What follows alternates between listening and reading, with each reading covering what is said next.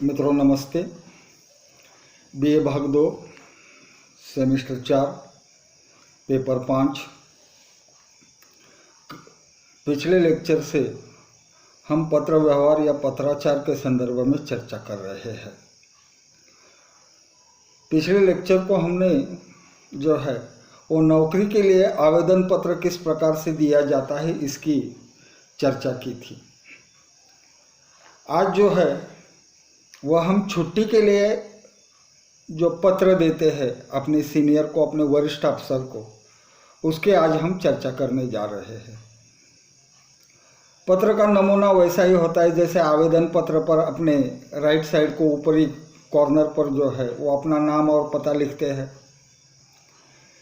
नीचे उसके बाद नीचे जब हम आते हैं तो जिसको हम संबोधित करना चाहते हैं, मान लीजिए आप किसी दफ्तर में काम कर रहे हैं तो वहाँ के प्रबंधक, केवल प्रबंधक, उसका नाम नहीं आता, माननीय प्रबंधक सो एंड सो, जहाँ आप नौकरी करते हैं उस गांव का नाम। फिर नीचे विषय आता है कि अर्ज किस लिए हम या आवेदन पत्र हम किस लिए कर रहे हैं, पत्र किसके लिए कर रहे हैं। क्योंकि छुट्टी के लिए जो पत्र होता है उसे प्रार्थना पत्र कहा जाता है। क्योंकि छुट्टी लेना आपका हक होता है, इसमें कोई दो राय नहीं है, लेकिन साथ में आप अगर जिस दिन छुट्टी लेना चाहते हैं उस दिन अगर दफ्तर में कोई अवरोध या कोई व्यत्यय पैदा हो तो वो ऑफिशियल कामकाज के लिए अच्छा नहीं होता। इसलिए इस पत्र को जो है वो प्रार्थना पत्र कहा जाता है। तो सेवा में या प्रतिष्ठा में इस प्रकार से, और नीचे ऑफिस के जो मुख्य प्रबंधक है, कॉलेज के संदर्भ में महाविद्यालय के प्राचार्य जी होते हैं, तो उनके नाम पर यह जो है वह पत्र, छुट्टी के लिए पत्र लिखा जाता है। तो उनका नाम ऊपर लिखने के बाद नीचे अर्ज का विषय होता है कि किस लिए आप यह पत्र लिख रहे हैं। तो अमुक इस कारण के लिए मुझे 2 दिन की, 3 दिन की, 4 दिन की या जो भी होता है वो छुट्टी आपको चाहिए, इस प्रकार से उसमें जो है वो लिखावट होती है। फिर नीचे हम आते हैं और फिर लिखते हैं महोदय। उसके बाद उसके नीचे की लाइन को, पंक्ति को हम लिखते हैं कि हम आपके अमुक अमुक इस दफ्तर में इस पद पर कार्यरत है। अगर आप कॉलेज में प्रोफेसर है तो आप लिख सकते हैं कि मैं असिस्टेंट प्रोफेसर हूँ, एसोसिएट प्रोफेसर हूँ, या जो भी कुछ हूँ वह। और फिर उसके बाद आपके दफ्तर में इस पद पर मैं कार्यरत हूँ, नियुक्त हूँ, मुझे इस तारीख से उस तारीख तक की छुट्टी चाहिए। अब ये छुट्टी आपको किस लिए चाहिए, इसके लिए भी उसका विवरण जो है उसे नीचे देना पड़ता है। मान लीजिए आपके भाई का विवाह है, आपकी बहन का विवाह है, या आपके माता पिता की तबीयत बिगड़ गई है, जो भी कोई वजह होती है, ऐसी कोई मतलब कोई छुट्टी के लिए कोई खास वजह होती है, इसीलिए तो आदमी जो है वो छुट्टी लेता है। आमतौर पर 3 दिन की छुट्टी जो होती है वह फुटकल खाते में जमा होती है, किसी को भी मिलती है। लेकिन उससे अगर ज़्यादा आपको छुट्टी लेनी है तो उसके लिए वजह भी उतनी ही जो है वो बड़ी होनी चाहिए। आपके भाई का या आपके बहन का ब्याह है तो आप आवेदन पत्र में या उस प्रार्थना पत्र में आप लिख सकते हैं कि मेरे छोटे भाई या मेरी छोटी बहन की अमुक अमुक इस तारीख को शादी है, विवाह है, और उस विवाह की तैयारी करने के लिए या ब्याह का जो संपूर्ण कामकाज है उस पर नियंत्रण रखने के लिए मैं अमुक इस दिनांक से लेकर इस तारीख तक या इस दिनांक तक मैं कार्यालय में अनुपस्थित रहूँगा, अनुपस्थित रहने की मुझे कृपया इजाज़त दीजिए। तो ये सारी बातें होती है। अगर आप उसी शहर में रहते हैं और उसी शहर में वो कार्यक्रम संपन्न होने जा रहा है तो अलग पता देने की ज़रूरत नहीं है।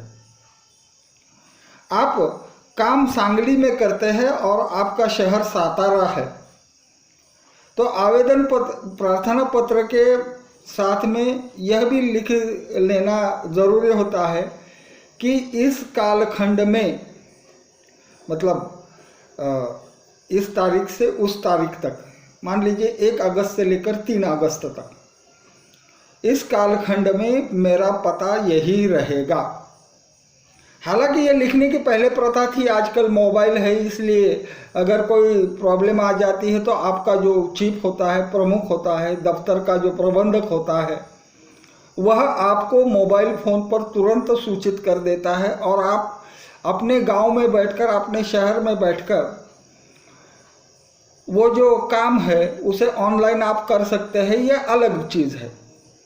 लेकिन जब पहले इस प्रकार से आवेदन पत्र दिए जाते थे या छुट्टी के लिए प्रार्थना पत्र दिए जाते थे तो उस समय अगर आप उस शहर से बाहर रहते हैं कहीं और, तो आपको उस शहर का या उस गांव का पता देना अनिवार्य होता था। लेकिन पत्र लेखन करते समय ये सारी बातें हमें ध्यान में रखनी चाहिए।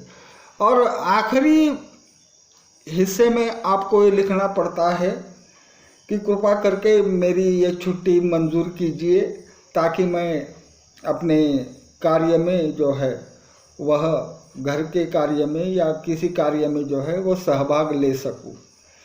फिर एक बार नीचे भवदी आता है राइट साइड को, उसके नीचे आपके दस्तखत, सिग्नेचर होते हैं और फिर उस दस्तखत के नीचे एक कंस होता है और उस कंस में आप अपना पूरा नाम लिखते हैं और उसके अपोजिट साइड को, मतलब लेफ्ट साइड को, बाएं बाजू को आपका छुट्टी का जो निवास का पता है, आवास जहां आप रहते हैं।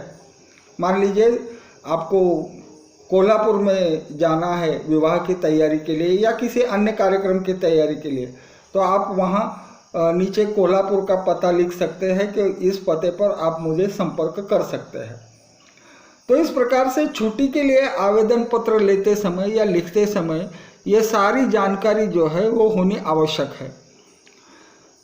एक बात कभी भी याद रखें मित्रों कि छुट्टी जो होती है वह आपकी सुविधा के लिए होती है और इसलिए छुट्टी का आवेदन पत्र लिखते समय पत्र की जो भाषा होती है वह विनती पर, प्रार्थना पर होनी चाहिए। तो इस प्रकार से जो है वजह अलग अलग हो सकती है। कभी पिताजी बीमार है, माताजी बीमार है, भाई का ऑपरेशन होने वाला है या बहन का विवाह है, ऐसे कई कारण हो सकते हैं जिसके लिए आप छुट्टी लेते हैं। तो इस तरह से जिस कारण के लिए आप छुट्टी लेना चाहते हैं वह कारण स्पष्ट रूप से उसमें जो है वह लिखना चाहिए। और दूसरी सबसे बड़ी महत्वपूर्ण बात यह है कि आप उस कालखंड में जहाँ रहते हैं वहाँ के क्षेत्र का, वहाँ के गांव का या उस एरिया का पता खत के उस प्रार्थना पत्र के अंत में बाई साइड को होना चाहिए। तो ऐसा जब हम करते हैं तो यह मतलब एक पत्राचार का एक नमूना आपके सामने हमने यहाँ प्रस्तुत किया है। तो इस प्रकार से छुट्टी के लिए जब आवेदन पत्र लिखे जाते हैं तो उसके लिए पेपर में जो है वो अलग अलग वजह दिखाई देती है। पिताजी बीमार है इसलिए छुट्टी ले रहा हूँ, या माताजी का ऑपरेशन होने वाला है इसलिए छुट्टी ले रहा हूँ, या कोई अन्य वजह हो सकती है कि जिसके कारण आपको वहाँ उपस्थित रहना ज़रूरी होता है 3 दिन के लिए या 4 दिन के लिए। इसी कारण जो है वो अक्सर छुट्टियों का जो है वो प्रार्थना पत्र अपने वरिष्ठ अधिकारियों के नाम जो है वह लिखा जाता है और इसी प्रकार से जो है यह पत्राचार पूरा होता है।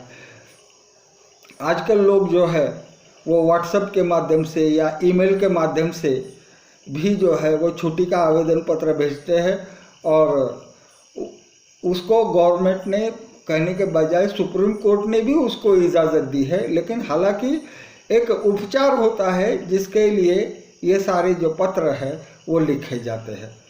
तो इस तरह से आज हमने देख लिया कि छुट्टी के लिए किस प्रकार से जो है वो प्रार्थना पत्र लिखे जाते हैं। और एक हिस्सा इसका बचा है जिसको हम आने वाले लेक्चर को देखेंगे। अन्य पदाधिकारियों के नाम, मतलब जिसमें रेल ऑफिस हो सकता है, पोस्ट ऑफिस हो सकता है, या कोई अन्य सरकारी संस्थान की जहाँ का व्यवहार जो है उस व्यवहार से आप असंतुष्ट होकर उसके नाम पर जो है वो पत्र लिखते हैं। लेकिन ये बात अलग है, ये अन्य पत्र से संबंधित है, इसलिए इसका तीसरा हिस्सा जो है अन्य पदाधिकारियों के नाम पत्र, इसको हम आने वाले लेक्चर में देखेंगे। आज के लिए बस इतना ही। धन्यवाद।